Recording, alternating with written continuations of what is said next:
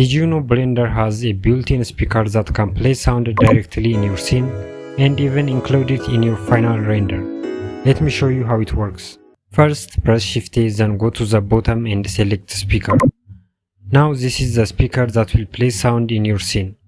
One important thing to know is that the speaker object is invisible in the render, so you don't need to hide it. But the sound you add to it will be included in your final render, as long as you render it as a video with audio.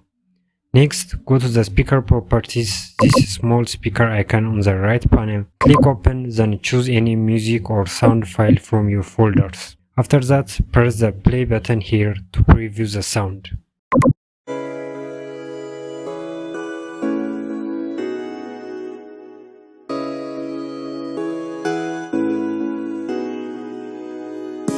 The sound will play until your end frame, so if you want it to last longer, just increase the end frame value.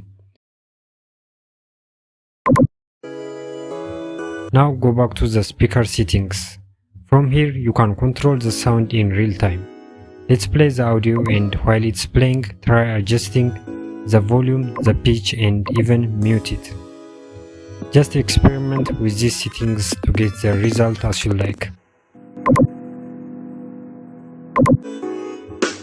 And finally, here is something cool. You can animate the sound. To do that, change any value like volume or pitch, then hover your mouse over it and press I to add a keyframe. Move to another keyframe, change the value again and press I one more time.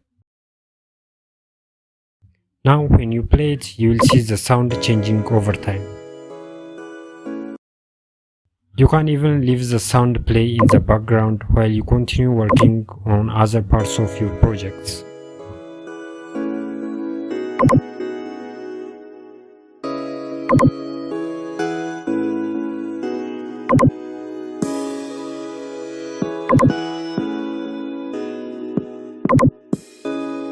And that's how you use the speaker in Blender.